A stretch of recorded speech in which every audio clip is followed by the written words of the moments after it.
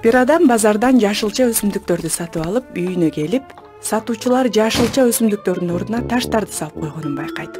Бирок ал бул окуя үчүн кабатырланбай, аларга кайра барбай, жашоосун уланта берет. Бир топ жыл өткөндөн кийин үйдүн эшиги тыкылдайт.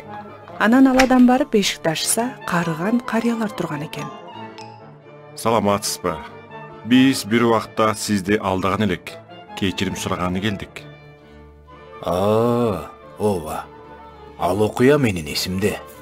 Бирок силер мага азыр эч нерсе карыз эмессиңер.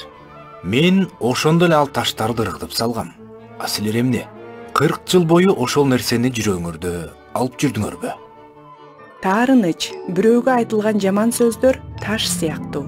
Кечиргенибизде жана кечирим сураганыбызда гана таштардан арылып, жеңилдей алабыз.